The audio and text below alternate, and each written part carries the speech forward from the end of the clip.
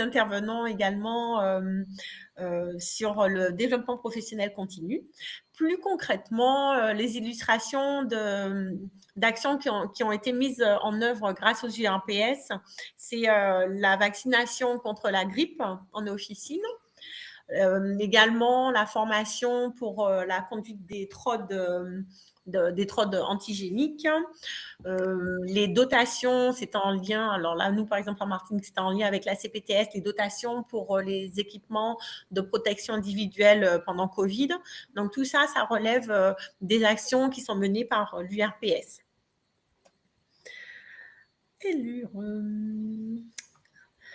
Je passe à la suite. Alors, comme je vous disais, nous sommes élus pour 5 ans. Nous sommes 3 membres dans le bureau URPS Martinique. Et je répète qu'on fait l'interface donc avec les autres professionnels de santé, avec l'ARS et avec l'hôpital également. Alors, moi-même, je me présente. Je suis Léa, vous me connaissez, donc je suis pharmacienne HL-Cher. Je laisse Isabelle se présenter, si elle est connectée. Bon, alors Isabelle a des petits soucis de connexion. En tout cas, Isabelle, ah voilà. Isabelle? Non, c'est moi qui me suis connecté, c'est Jonathan. Jonathan. Moi, président de l'USPO, élu aussi en 2021, secrétaire de l'URPS et pharmacien au François en Martinique. Voilà. Merci, Jonathan. Donc, Isabelle, quand elle pourra de nouveau se connecter, elle nous fera un petit coucou. David et Nathalie connaissent Isabelle. Tu m'entends ou pas Vous m'entendez alors, quels sont... Tu nous entends, Isabelle? On te laisse te présenter. Alors, moi, je vous entends super bien, mais est-ce que vous m'entendez? Oui, ça va. Oui, alors Isabelle Daniel, trésorière depuis 2021 de l'URPS, pharmacien à Rivière-Pilote. Et nous apprenons à découvrir ce que c'est que l'URPS quand même. Faut le dire quand même. Avec tous les années que ça Pas trop fort. Mais bon, ça va, on est que... On découvre et on est en action, mais oui, c'est vrai que c'est un peu chaud quand même avec tout ce qu'il y a. Ouais, on découvre. Ouais. On est d'accord. C'est vrai. C'est vrai qu'on met beaucoup de choses en place puisque l'URPS n'était pas forcément encore bien en position, on va dire. Beaucoup de choses avaient été initiées, mais nous prenons le relais et il y a encore pas mal de choses à mettre en place. Nous nous faisons accompagner.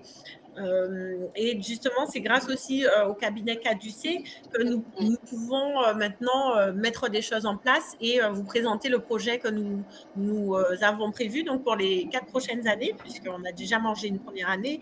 En tout cas, notre objectif est de soutenir le pharmacien au niveau de son exercice. Alors, évidemment, on a la gestion de la crise Covid.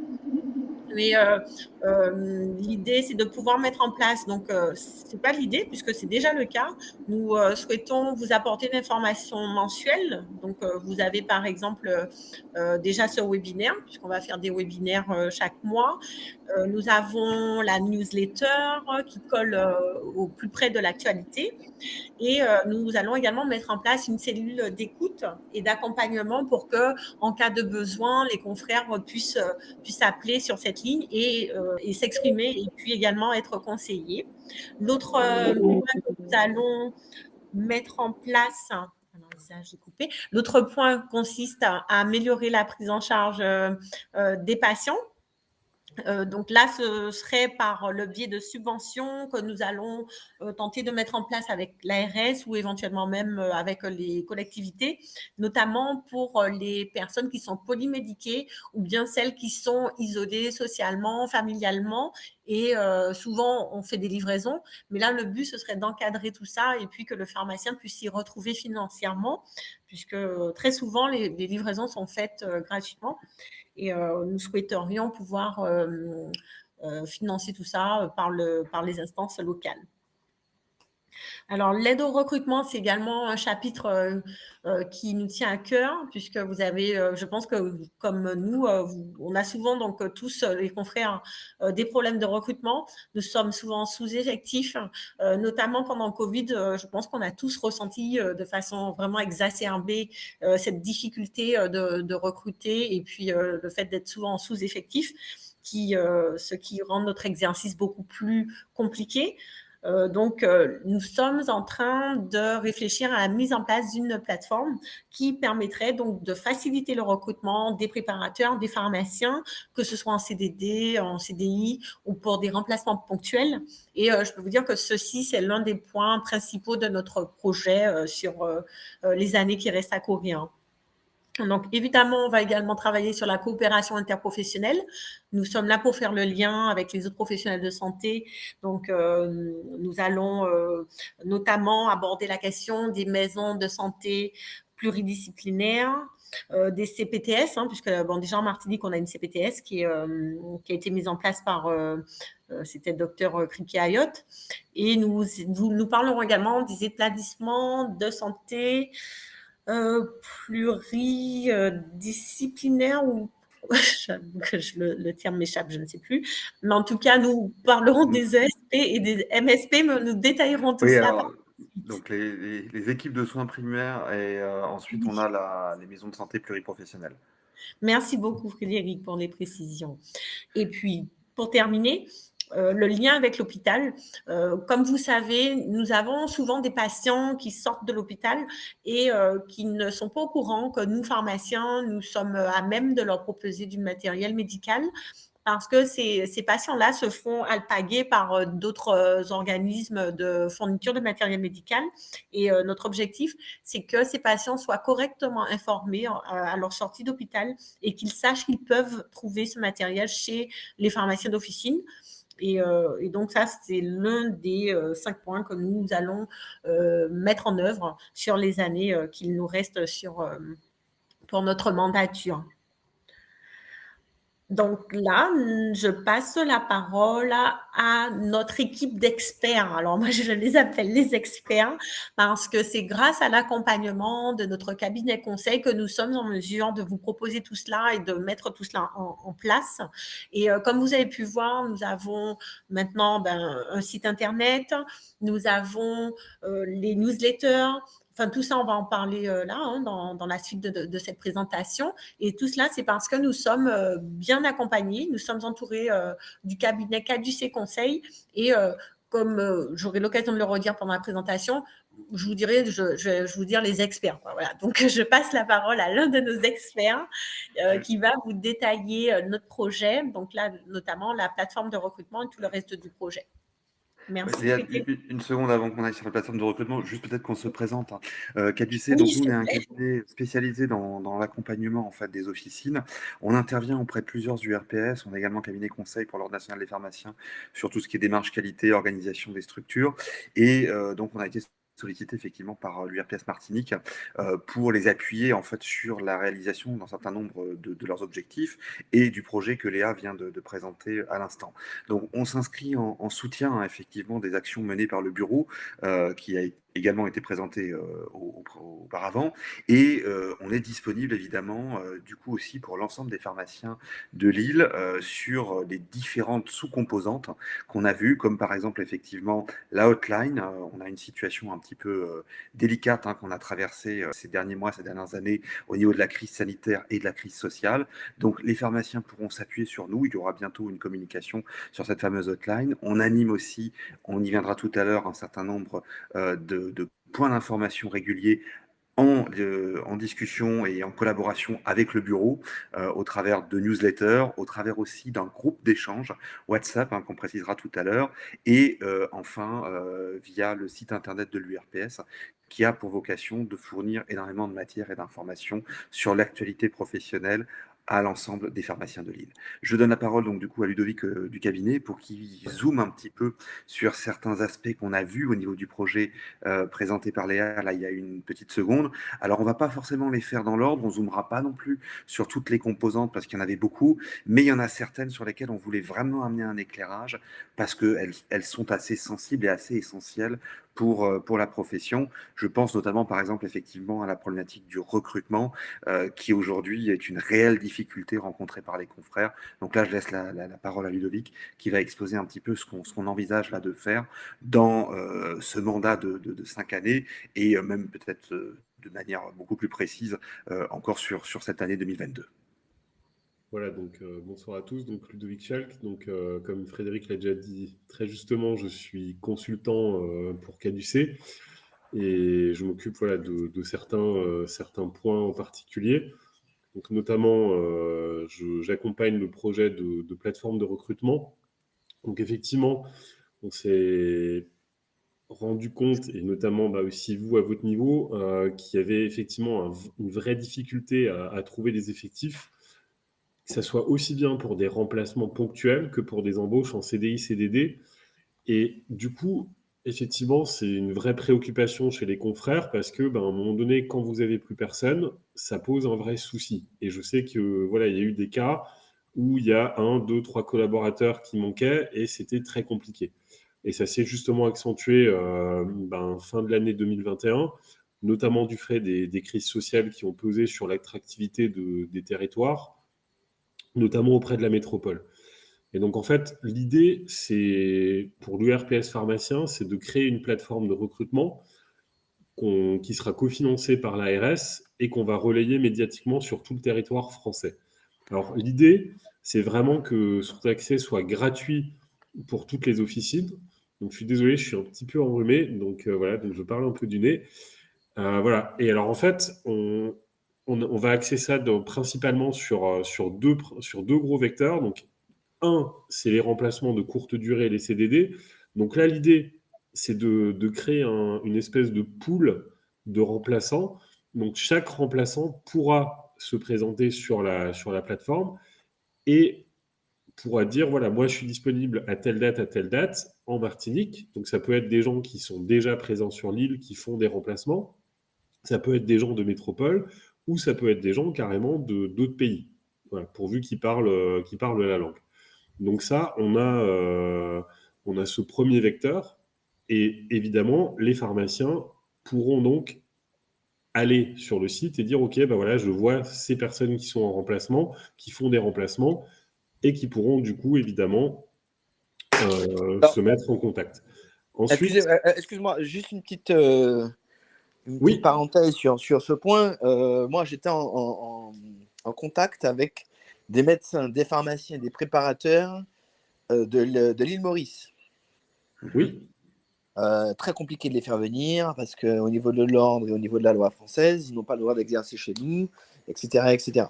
Alors moi, je comprends pas. On accueille des Roumains, des Africains et autres. Je vois pas pourquoi l'île Maurice ne pourrait pas être dans le même moule, quoi. Je veux dire, ils parlent français, anglais. Et moi, j'ai eu beaucoup de mal à faire. J'avais déjà 3 médecins qui voulaient venir et 2 pharmaciens qui étaient prêts à s'installer. Bon, moi, je n'avais pas besoin de tout ça, mais j'avais besoin des 3 médecins, oui, et un pharmacien. Impossible de les faire venir. Impossible. Oui, Donc, si c'est une action qu'on doit mener dans les 5 ans, alors là, moi, je suis à fond dedans parce que le problème de la rupture, du manque de pharmaciens qui pourraient travailler en Martinique, on aurait pu pallier ça. Il y en a beaucoup là-bas. Hein. Il y a beaucoup de pharmaciens, beaucoup de médecins, et on ne peut pas les faire venir à cause de la loi française qui dit que voilà. Bon. C'était juste une petite parenthèse, je te laisse continuer. Oui, alors je me permets juste quand même de rebondir, puisque la question a été posée. Donc évidemment, on ne pourra pas pallier à la problématique de la loi. Hein. Ça restera effectivement un élément bloquant à partir du moment effectivement où on n'est pas sur des gens qui sont diplômés dans le cadre de l'Union européenne. Ça devient effectivement très difficile de les faire venir. Mais par contre, l'objectif, évidemment, c'est d'activer des canaux d'attractivité vers la métropole, vers même peut-être au-delà l'ensemble du territoire européen et vers tous les profils qui sont compatibles, afin justement qu'il y ait de nouveaux viviers qui se connectent à la Martinique et qui envisagent leur projet professionnel sur la Martinique. Et donc on accentue effectivement le flux de candidats sur effectivement le territoire, que ce soit pour des pharmaciens, des préparateurs, des médecins, des infirmiers. Alors évidemment, on priorisera le projet côté pharmacie, parce que l'URPS a vocation d'abord à aider les pharmaciens pour l'URPS pharmacien, mais comme ce projet-là a pour ambition de s'inscrire en partenariat avec les autres URPS de la Martinique, et on verra même, parce qu'il y a une initiative peut-être à l'échelle des Antilles avec la Guadeloupe, l'idée c'est qu'on puisse dupliquer cette démarche du côté des médecins, du côté des infirmiers, du côté des kinés, et peut-être encore d'autres professionnels de santé représentés par des URPS qui voudront s'associer à cette démarche pour que la plateforme en fait soit plus forte en termes de visibilité et de représentativité. Voilà, je ferme la parenthèse sur cette remarque et je laisse Ludovic poursuivre le déroulé opérationnel. Est-ce que je Oui, peux me permettre juste une autre petite question, absolument. toujours concernant donc la plateforme. Enfin, d'après ce que j'ai compris, ça pourrait être des professionnels de santé qui peuvent venir également de métropole. Absolument, oui, tout à fait.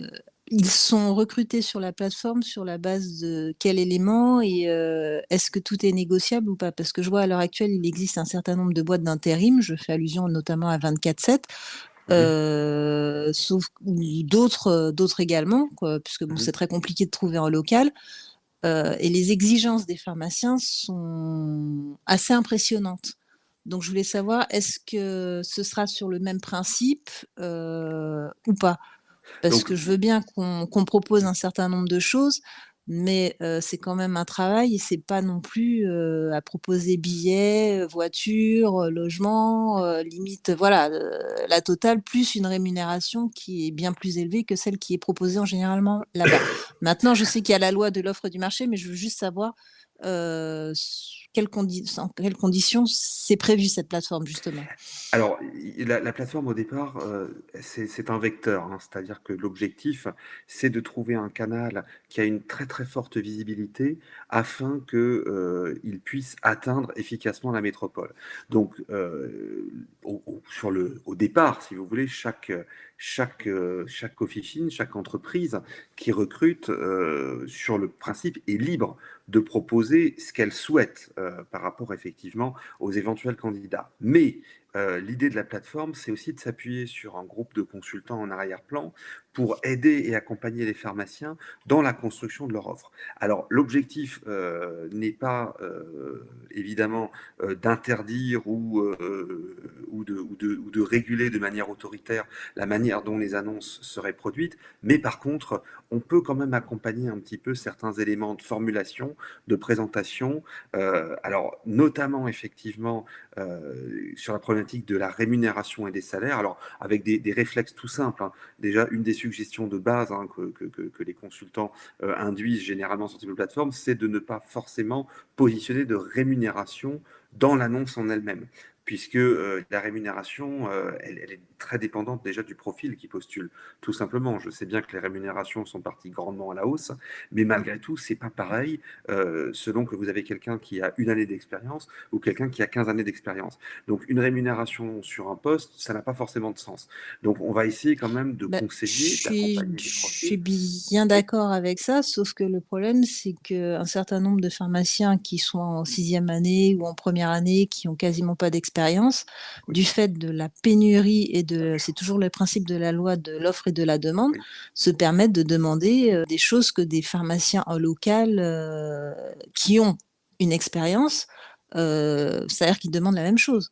Oui, je Avec confirme. billet, avec voiture, avec hébergement, enfin, encore une fois, je me répète, donc c'est pour ça que voilà. Je confirme absolument ce constat-là et il est même, et je confirme aussi le risque que vous mettez en évidence au travers de cela, parce que le risque, c'est à terme aussi un effet de contagion sur le niveau de rémunération de l'ensemble des professionnels qui sont déjà installés. Parce qu'à partir du moment où vous faites rentrer un pharmacien coefficient 700, 800, alors qu'il n'a pas d'expérience et qu'il y a déjà dans votre équipe peut-être un autre pharmacien, si l'information lui arrive, ce qui est tout à fait possible, il va se poser la question de l'alignement de sa propre rémunération au risque de vouloir se vendre chez un de vos confrères qui lui recrute aussi et qui acceptera effectivement du coup de lui proposer un meilleur salaire. Donc c'est une problématique de fond. Mais là-dessus, on ne peut pas non plus interdire. Par contre, ce qu'on a prévu, et on le verra tout à l'heure dans la liste des autres webinaires, il y a un travail de sensibilisation qu'on aimerait mener aussi avec le syndicat sur cette problématique des rémunérations en officine. Parce qu'en plus, il existe des solutions. Parce que je vous donne un exemple très concret, hein, que vous voyez un petit peu la situation. Ça ne résout pas totalement les choses, mais aujourd'hui, on peut, quand on est effectivement, quand on fait une offre de recrutement, on peut proposer un salaire coefficient très élevé, ou on peut proposer un salaire coefficient plus bas et une part d'enveloppe de variable. Ça, c'est des choses un peu techniques que les pharmaciens ne maîtrisent pas toujours très bien. Or, si on va effectivement sur du variable, on se protège déjà beaucoup plus dans la durée. Parce que ça n'est pas pareil de faire rentrer un collaborateur avec un coefficient 800 ou un coefficient 550 et du variable. La question du variable, elle vous donne la possibilité de réajuster le tiers de la rémunération dans 1 an, dans 2 ans, dans 3 ans, si jamais le profil reste. Alors, pour les cas des profils venant de métropole, c'est souvent des expériences courtes, mais ça peut parfois aussi effectivement être des profils qui s'inscrivent quand même en CDI dans la durée. Et là, on peut avoir effectivement une renégociation d'un certain nombre de paramètres au bout de 12 mois, 18 mois, 2 ans. Donc là, on essaiera aussi d'apporter des solutions par rapport à ça, mais on ne pourra pas, évidemment, éteindre totalement le comportement de certains confrères, puisque les gens resteront libres de proposer ce qu'ils souhaitent proposer. D'accord. Par Merci. contre, l'idée de fond, c'est que si on augmente les flux, si on arrive à être plus visible, plus attractif, la quantité des candidatures augmentant, l'offre étant plus importante, normalement, la course à l'échalote qui s'opère entre les confrères pour faire des propositions hyper attractives avec des conditions qui deviennent complètement ubuesques devrait se réduire. D'accord. Je ne sais pas si j'ai répondu un peu à votre question ou s'il y a des précisions encore que vous souhaitiez avoir. Non, non, très bien, merci. En fait, il faut aussi voir la problématique sous le très court terme et sur le long terme. Parce qu'effectivement, ce qu'a souligné Frédéric, c'est que à partir du moment où les flux vont augmenter, évidemment, on aura moins de cette espèce, oui, comme il le disait, de course à la rémunération. Voilà. Effectivement, dans l'immédiat, s'il manque du personnel, il faut combler les manques.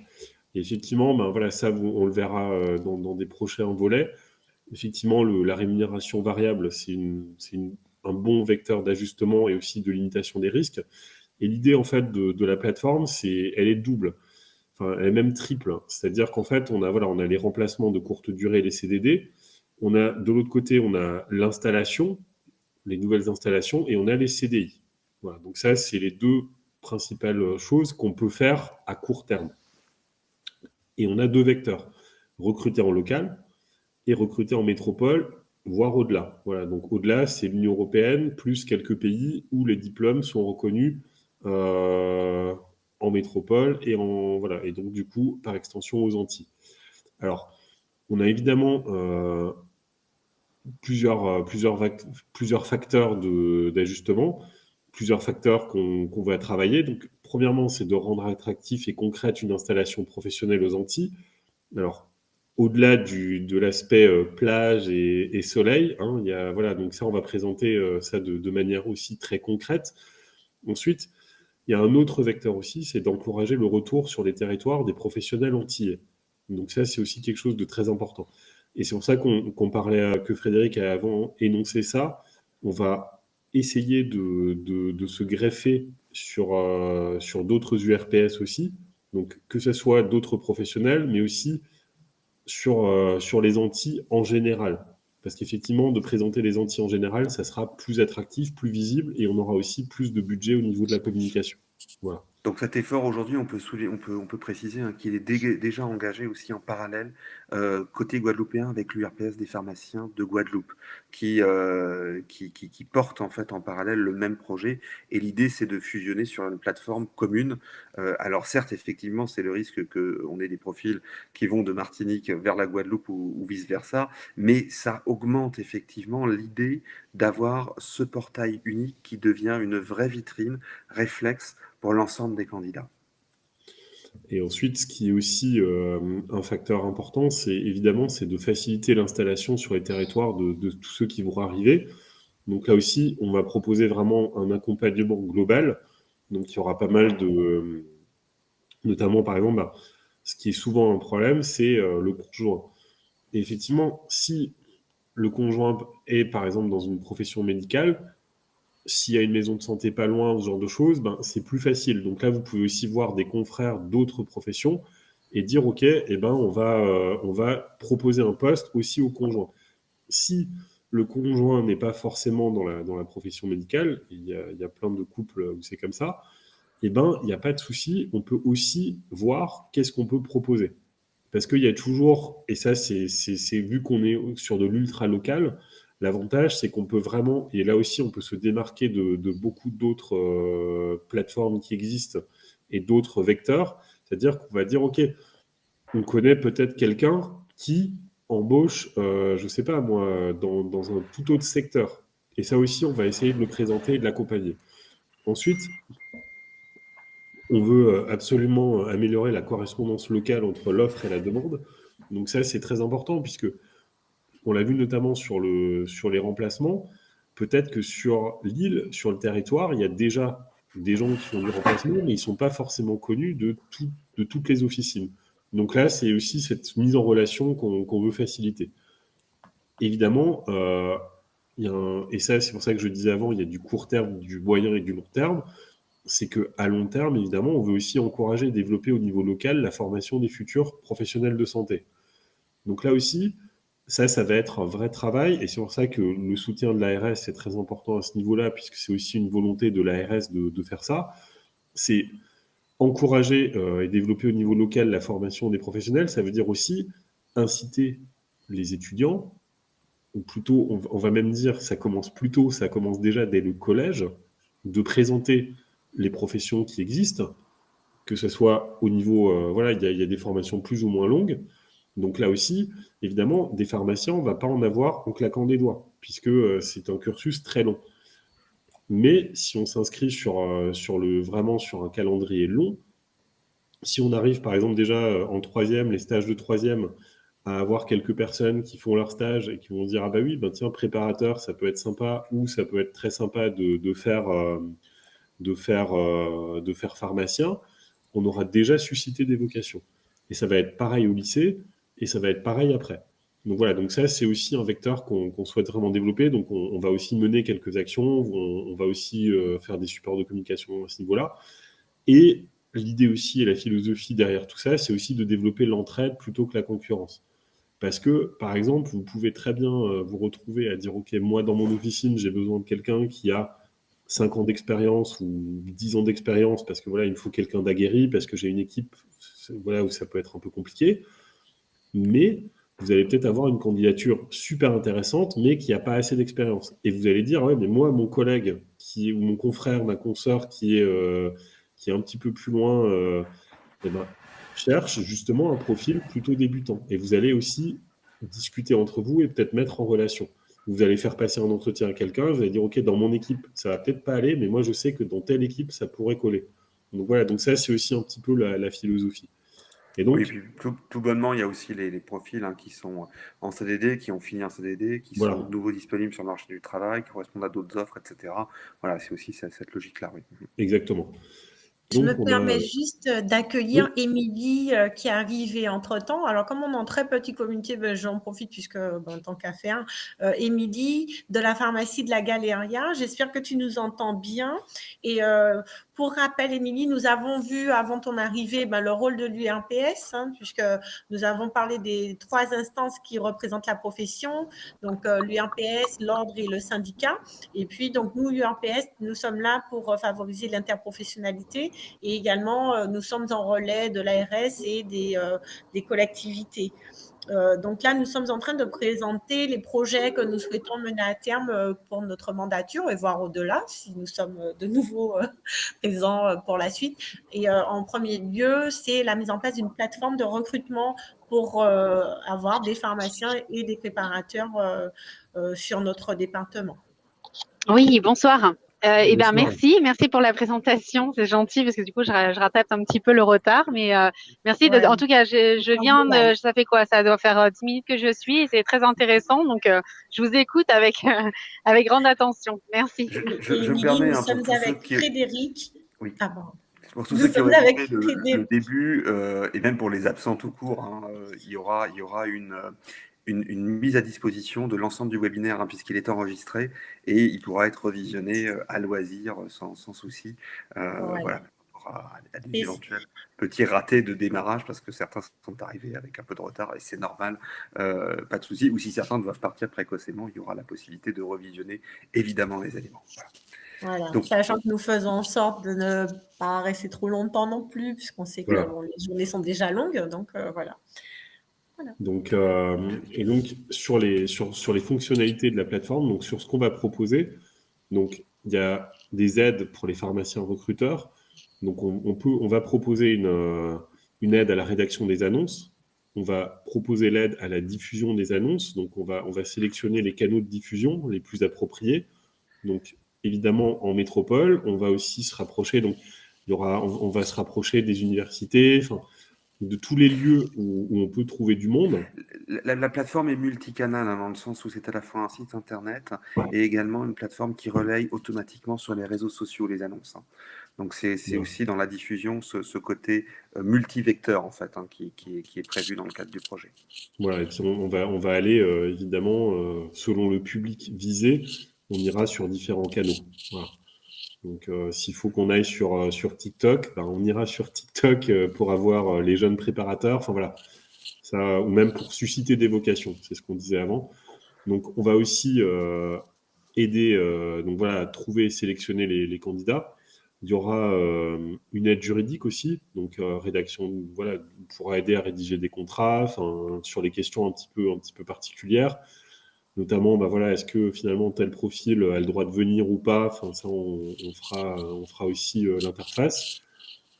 Oui, il y a aussi toute la question des modalités de contrat. Voilà. Tout à l'heure, on parlait effectivement de la problématique de la rémunération, de la part de variables, comment on construit un variable sur un contrat, etc.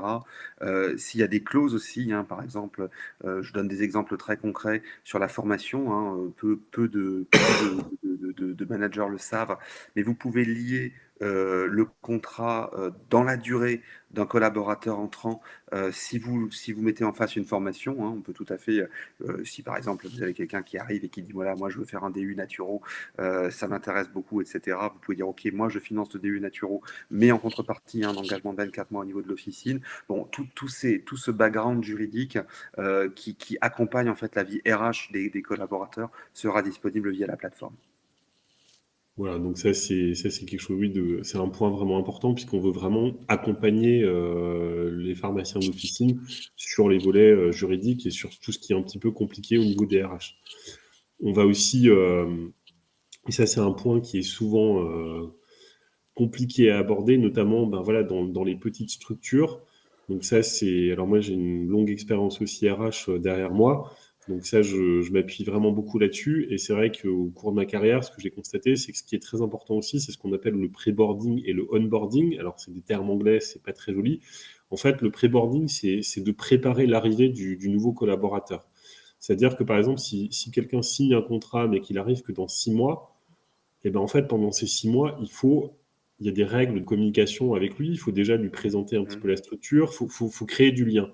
Oui. C'est-à-dire que voilà, c'est de lui expliquer, ben, par exemple, vous allez avoir un autre collaborateur qui va rentrer, quelqu'un qui va partir, enfin, toute la vie de votre structure, ça, il faut l'impliquer dès le début, avant même son arrivée. C'est-à-dire, en fait, à partir du moment où il a signé son contrat, il faut le considérer comme un collaborateur, même s'il ne vient que dans 6 mois, dans un an, enfin voilà, c'est ça qui est très important.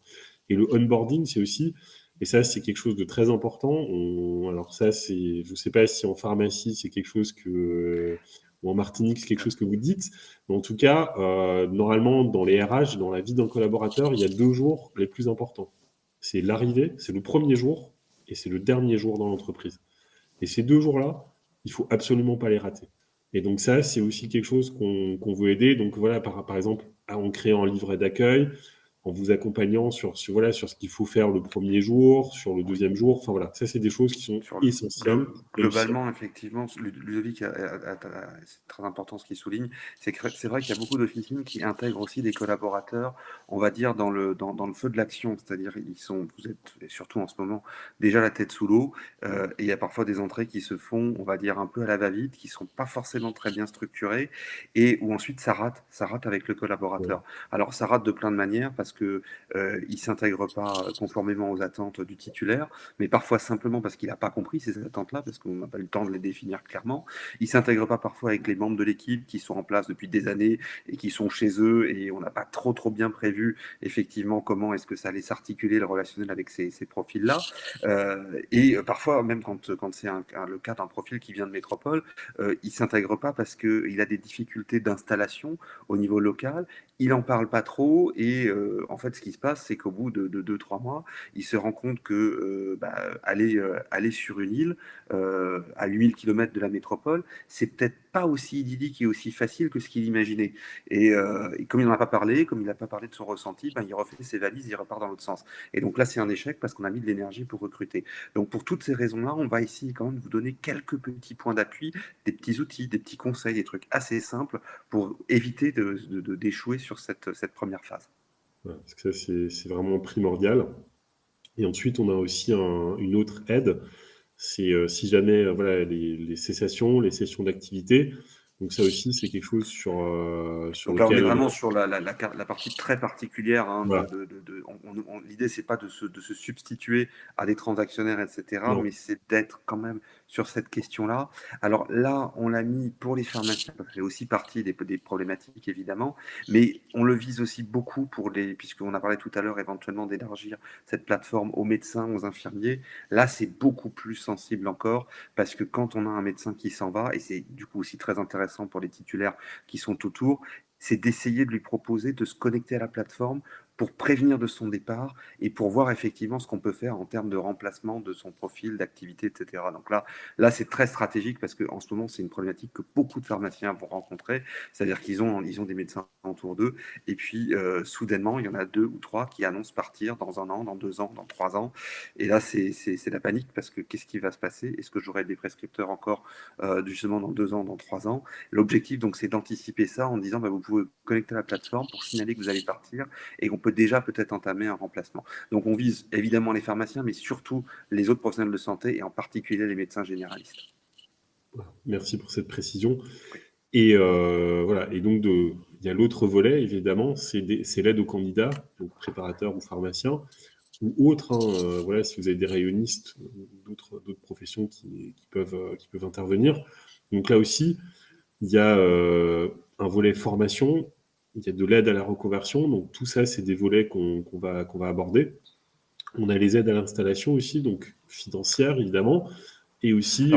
financière, c'est plus pour les médecins. Hein. Voilà. Là, c'est pareil. Là, on est sur quelque chose qui est côté médecin. Voilà. Par contre, pour la partie, on va dire, un peu opérationnelle, comprendre comment ça se passe, comment est-ce que on déménage, par exemple, sur la Martinique, comment on s'installe, des questions très pratiques, hein, c'est tout bête, hein, mais il y a parfois des personnes qui viennent de métropole et qui disent, ouais, mais moi, en fait, j'ai pas prévu d'avoir un véhicule, ou ce genre de choses. Donc tout ça, c'est évidemment fondamental et essentiel lorsqu'on vient en Martinique. On donne quand même tout un petit guide des basiques, comment on s'installe, en fait. Voilà. Et c'est ce que j'avais déjà précisé avant, c'est évidemment l'accompagnement du conjoint. Donc ça sera vraiment un volet assez important. Donc là, on va voir comment est-ce qu'on va pouvoir aussi aider cette double installation, hein, puisque c'est souvent un projet familial. Et donc, évidemment, si le conjoint est bien installé, ça se passe souvent mieux, et les gens sont plus incités à rester que si le conjoint, au bout de 6 mois, n'a toujours pas trouvé de travail. Et voilà, donc ça, c'est des choses qui sont humaines, et ça, il faut vraiment l'appréhender. Évidemment, il y aura aussi une présentation des lieux d'exercice, les lieux de vie. Donc là aussi, on va vraiment faire une présentation de certains endroits de l'île. On va faire des focus aussi sur les nouveaux projets. C'est-à-dire que là, c'est vraiment si toute structure qui veut se mettre en avant sur la plateforme, qui veut nous envoyer des visuels, qui veut nous envoyer de la vidéo, ou qui même souhaiterait qu'on leur montre quelque chose pour mettre en avant les choses. On a quelques déjà, alors là on n'a pas trop le temps, mais on a quelques exemples déjà dans les tuyaux en fait, notamment par exemple de MSP sur lesquels on a déjà fait une petite vidéo de présentation pour expliquer la pharmacie, la MSP, les professionnels de santé, comment ça fonctionne, etc. pourront le mettre sur la plateforme pour se faire connaître. Voilà. Donc, c'est Et pas donc, juste des annonces papier, au sens texte, excusez-moi, pas papier, non, parce que sinon c'est dématérialisé, mais au sens texte, c'est aussi des supports multimédia qui permettent de présenter plus largement le lieu d'exercice, voire au-delà, la commune, etc. voilà. Et effectivement, on aura un volet actualité santé locale. Donc, voilà, donc tout ce qui concerne, voilà, que ce soit une MSP qui va se monter, un médecin qui arrive, enfin, peu importe, ou voilà, des particularités locales, hein. On peut aussi, voilà, une épidémie locale, n'importe, tout ça, ça sera aussi présent sur la plateforme. Ok. Voilà. Donc, j'espère ne pas avoir été trop long. Non, Donc, je je vais vous faire passe très le vite relais. sur la sortie hospitalière. On va pas prendre autant de temps sur J'allais chacun des Ouais. points du C'est ça, projet. j'allais vous dire que vu le Ouais. timing, si on peut, Voilà. voilà, parce J'accélère. que Bon, pour ceux ça qui c'est sont un là point. depuis 19h30 Oui, particulièrement. je fais très vite.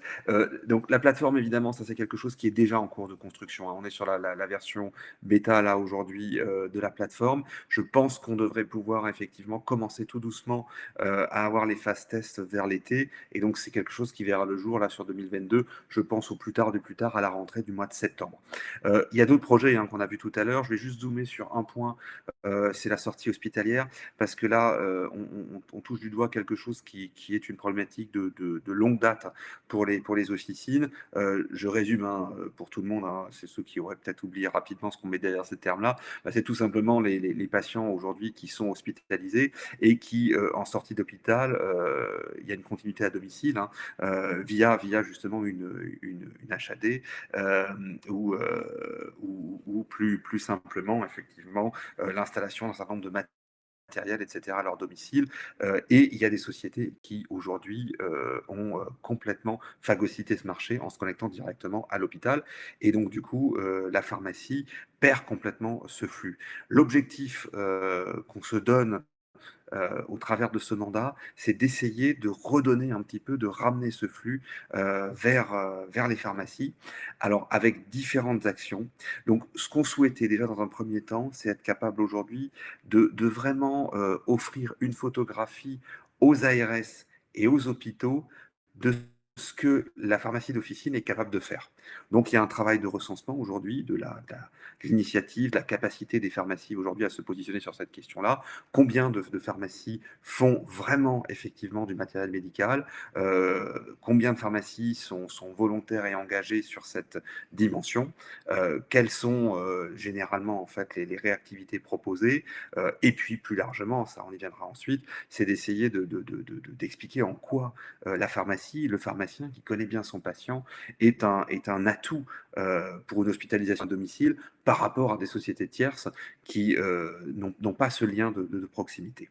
Donc, une fois qu'on a fait ça, l'objectif, c'est qu'on arrive à développer l'information auprès des patients. Donc, ce qu'on souhaiterait, c'est créer des supports et surtout, avec l'ARS, c'est engager une vraie politique de diffusion de l'information au niveau des hôpitaux. Autrement dit, c'est de faire rentrer l'information de ce que les pharmaciens peuvent proposer au sein des hôpitaux pour que les seuls, entre guillemets, à faire de la publicité ne soient pas ces fameuses structures spécialisées, mais que le pharmacien, lui aussi, se fasse voir et connaître sur cette prestation-là et sur ce service-là au sein des structures, là où sont hospitalisés les patients. Donc, ça s'appuie sur un background réglementaire légal tout simple. C'est le droit à l'information des patients et la préservation du libre choix. Et ce qu'on souhaiterait effectivement, c'est aussi, du coup, par la même occasion, faire connaître l'officine comme étant un acteur de la sortie hospitalière, mais également rappeler les droits du patient et qu'il a le libre choix et que ce n'est pas parce qu'il y a une structure qui est connectée à l'hôpital qu'il doit effectivement s'appuyer sur cette structure-là. Mais il peut solliciter tout à fait son pharmacien habituel qui, lui, est prêt aussi à l'accompagner. Et dernière des choses, c'est qu'une fois qu'on a mis en place ces éléments d'information, ce qu'on souhaiterait, c'est voir avec l'ARS pour qu'on puisse avoir un contrôle de la diffusion réelle et opérationnelle de ces informations au niveau des structures, au niveau des hôpitaux, au niveau des structures où sont hospitalisés les patients, est-ce que l'information, elle leur est bien donnée? Et donc de vérifier effectivement que demain, ils aient entre les mains ces deux informations fondamentales, à savoir le libre choix et le fait que dans ce libre choix, une des solutions, c'est leur pharmacie d'officine qu'ils connaissent et qui peut effectivement leur offrir toutes les prestations qu'est capable d'offrir une structure spécialisée avec la proximité, le lien en plus. Voilà, je ne fais pas plus long là-dessus, on y reviendra au courant du second semestre parce que ça c'est un projet qui arrivera un peu plus tard, mais on avance. Je voulais vous parler des outils d'information et de diffusion de l'actualité, de tous les éléments, parce que, alors évidemment, avec la crise sanitaire, c'est devenu un point central, mais on voudrait effectivement le faire vivre au-delà et même l'accentuer. Donc, il y a un site internet, hein, vous voyez l'adresse qui s'affiche là, qui vit actuellement, sur lequel vous allez retrouver absolument tout ce que fait l'URPS Martinique. C'est pas compliqué, dès qu'il se passe quelque chose, on va le retrouver sur le site. Donc, par exemple, ce webinaire, alors pas tout de suite après, parce qu'il y a un petit décalage, on est en métropole, donc le temps que ce soit diffusé, ce ne sera pas ce soir, mais demain, vous allez retrouver effectivement sans aucun souci le webinaire. Vous allez retrouver toutes les communications qui sont faites, dont on parlera Ludovic tout à l'heure, les newsletters, les mémos qu'on fait sur les différents points d'actu, etc. Tout se trouve sur ce site internet, des outils, le lien vers la plateforme de recrutement, tout est sur ce site internet. Donc, à chaque fois que vous cherchez quelque chose, c'est un petit réflexe, quelque chose qui touche vraiment le local, la Martinique par rapport à votre exercice professionnel. Prenez ce réflexe-là, vous tapez www.urpspharmacien972.fr et normalement, vous avez une bonne chance de trouver la réponse à votre question à cet endroit-là. Et plus les mois vont passer, plus vous aurez une probabilité parce qu'on va évidemment cumuler quantité d'informations, d'actu. Donc, ça va devenir une vraie mine d'or. Allez-y, allez vraiment visiter ce site. Voilà, donc ça, c'était la première chose. Et deuxième chose, on a un site internet, mais on a aussi des publications sur les réseaux sociaux.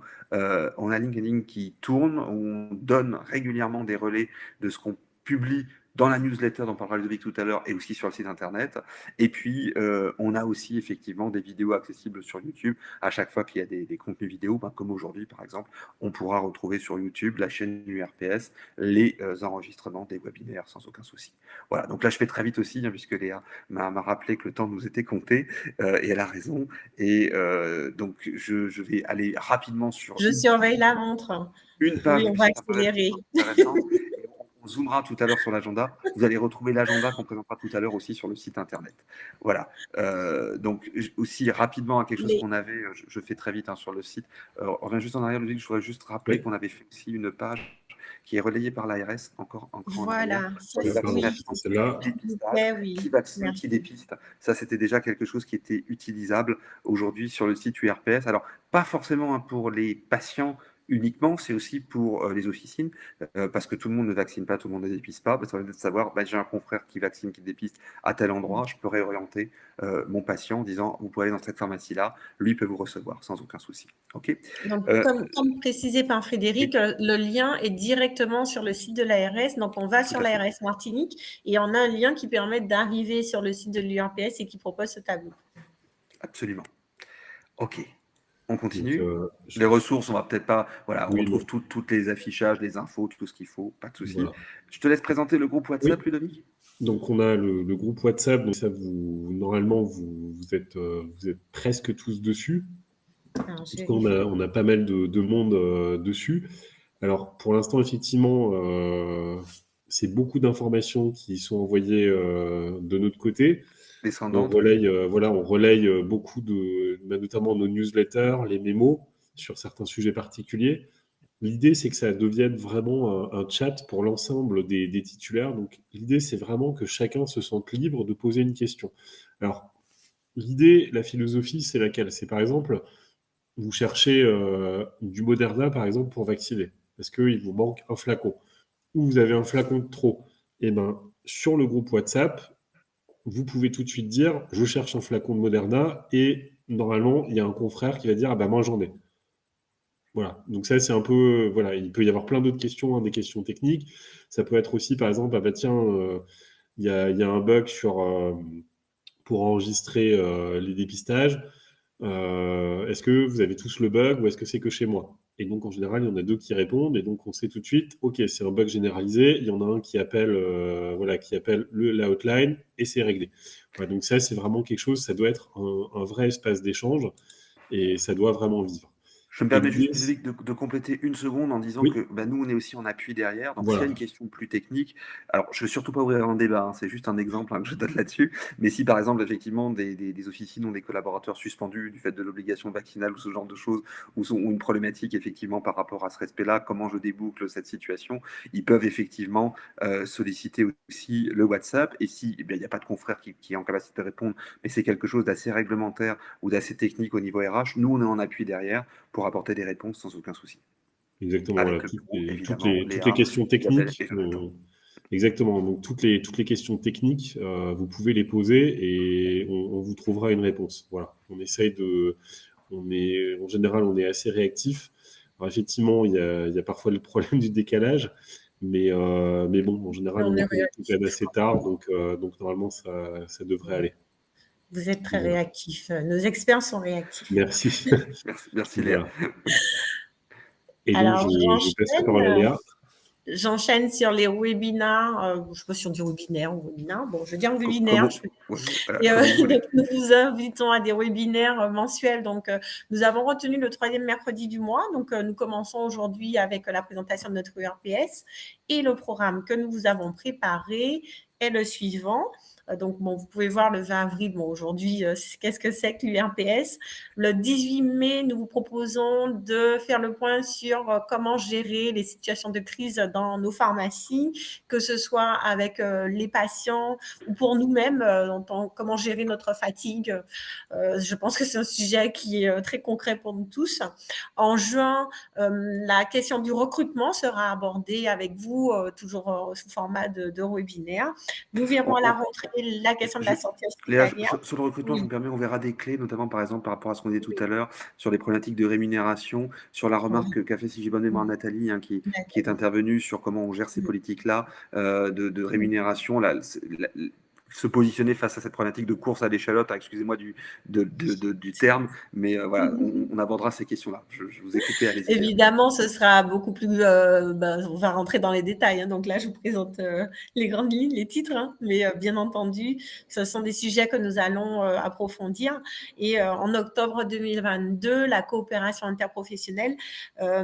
Donc, pour les structures de coopération, on parle des MSP, des ESP ou c'était, je ne sais plus, pour octobre. Alors, c'est toutes les structures de coopération. Donc, on expliquera aussi comment le pharmacien aujourd'hui, il peut se positionner, comment il peut même porter un projet. Hein. C'est-à-dire que s'il est dans une situation où il se dit, moi, j'aimerais quand même essayer de protéger mon environnement de prescripteur, etc., on lui donnera des clés sur comment fonctionner, comment on crée une MSP, comment on se rapproche de l'ARS, quelles sont les marches à suivre, etc., quels sont les intérêts, qu'est-ce que ça a en termes de conséquences aussi, d'obligations pour les confrères, quel est pour les médecins aussi, le travail à effectuer. Bref, on amènera tout un éclairage sur toutes ces notions-là pour les rendre opérationnelles pour le pharmacien. Alors, nous vous proposons les 3e mercredis de chaque mois, enfin, hors vacances. Au niveau des horaires, nous voulions prendre la température. Bon, après, on n'est pas très nombreux ce soir, donc ce ne sera pas forcément représentatif. Mais bon, je vous pose quand même la question pour ceux qui sont là.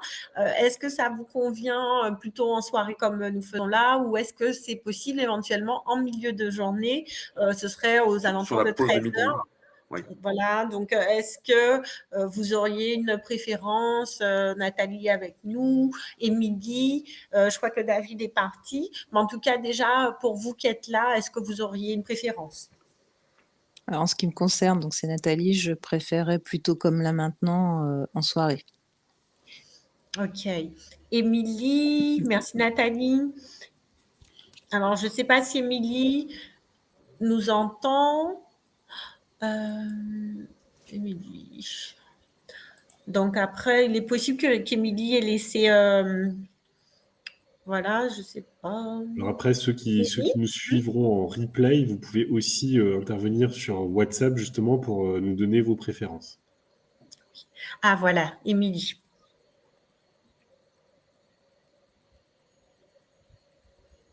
En fait, Émilie a une double connexion. Et donc, je pense qu'elle nous entend. Émilie, il ne faut pas hésiter à intervenir à n'importe quel moment pour donner ta réponse parce Ouais. que... Ah, voilà, super. Émilie? Je ne captais plus du tout. Je t'avais perdu juste Pas à de ce souci. moment-là. J'ai juste entendu la question, j'ai pas entendu la réponse de Nathalie. Moi, personnellement, du coup, je préfère dans la journée, j'ai pas le temps, mais plutôt là, la fin de la fermeture à 20h, pour moi, c'est parfait. Oui, oui, c'était la réponse de Nathalie également. Mais en tout cas, Vous m'avez merci entendu. déjà pour vos 2 remontées. Alors, Ok. ce qu'on fera peut-être, c'est qu'on fera peut-être un essai quand même sur la pause de midi pour le prochain, juste pour voir aussi un peu si on a d'autres personnes qui se greffent et qui se connectent. Ça ne veut pas dire qu'on n'a pas pris en compte l'avis de ceux qui se sont exprimés aujourd'hui, mais on fera peut-être un deuxième essai sur un autre créneau avant de trancher de manière définitive sur quel va être l'horaire habituel. Par contre, le jour, celui-là, il est fixé, c'est le 3e mercredi du Le mois. 3e mercredi Donc du ça, mois. ça c'est déjà un point de repère assez Mais facile à identifier. Frédéric, Et évidemment, dis il y déjà, aura une Frédéric. communication sur le groupe Oui. WhatsApp en amont qui sera effectué de manière à ce que tout le monde ait bien l'information et ce sera relancé plusieurs fois. Donc normalement, vous ne devriez pas louper l'horaire, même s'il Oui. change d'une fois sur l'autre. Mais Frédéric, bon, c'est vrai que pour les premières remontées que j'ai en dehors des milliers de Nathalie, c'est plutôt sur la soirée. Bon, je vous le dis déjà parce que ça, c'est presque... On a vraiment eu, enfin, pour toutes les personnes à qui j'ai pu en parler, c'était le choix de la soirée. Bon, on se laisse un petit temps pour décanter là-dessus et puis de toute façon, on communique sans problème auprès de tout le monde. Donc voilà, nous vous remercions. Je ne sais pas si vous voulez rajouter quelque chose, Frédéric ou Ludovic. Non, mais je remercie le bureau effectivement pour avoir porté toutes ces actions-là. C'est une première, c'est un premier webinaire. On n'était pas forcément une foule titanesque. Pour avoir mené cette expérience avec d'autres URPS, souvent au début on démarre un peu lentement. Maintenant, l'idée c'est d'agréger au fur et à mesure en fait des confrères régulièrement. Hein. C'est-à-dire retenez que voilà, c'est un rendez-vous qui est là pour discuter de la profession. Quand on sera plus nombreux, on pourra peut-être aussi effectivement avoir plus d'échanges. Donc c'est votre espace. Essayez autant que possible de vous greffer à ce rendez-vous tous les mois, surtout si le sujet vous intéresse. Ouais. Et puis parlez-en à vos consoeurs, confrères, hein, voilà, parlez du replay, parlez-en à tous ceux que vous êtes, à tous vos consoeurs, confrères, comme ça on sera de plus en plus nombreux et c'est un peu l'objectif, comme le disait Frédéric, c'est votre espace. Merci beaucoup à nos experts. Et puis, n'oubliez pas, les replays sont sur notre site internet urpspharmacien972.fr. Isabelle, est-ce que tu as du réseau pour qu'on puisse dire au revoir, hein? Je rappelle qu'Isabelle est notre trésorière, sachant que Jonathan, notre secrétaire, je suis là. En fait, j'ai eu le temps de rentrer chez moi. C'est parfait, voilà, on a Isabelle. Donc, c'était pour clôturer. Ouais, écoute, très intéressant. Caducé, très bon choix. Beaucoup de choses à faire, mais ils vont bien nous aider parce que nous, on n'a pas le temps de gérer tout ça. Donc, heureusement qu'ils sont là. Oui. Merci Isabelle. Merci Isabelle. Et voilà. Et moi, je confirme que c'est le soir. Hein. Moi, la journée, j'ai pas le temps pour les réunions. Mais ouais, oui, je disais ça, mais on va voir, mais effectivement, on avait beaucoup plus de retours sur la soirée. En fait, j'ai eu aucun retour sur le midi. J'ai eu vraiment que des choix de soirée pour toutes les personnes à qui j'en ai parlé jusqu'à maintenant. Ouais. Et donc, en tout cas, merci encore à vous tous. Donc, merci Nathalie, merci David, même si tu n'es plus connecté. Merci Émilie. Et puis, donc, nous continuons, nous sommes là, nous continuons de travailler pour faire avancer notre URPS et puis pouvoir travailler dans de meilleures conditions, puisque notre métier est un beau métier, mais encore faut-il qu'on ait les moyens, ne serait-ce que de recruter, d'avoir du personnel pour pouvoir se libérer également, pour récupérer et être encore plus efficace au comptoir. Donc, à bientôt. Et rendez-vous sur le site internet en attendant, et puis suivez nos newsletters. Merci à vous tous et une bonne soirée. Au revoir. Bonne soirée. Au revoir. Au revoir. Bonne soirée.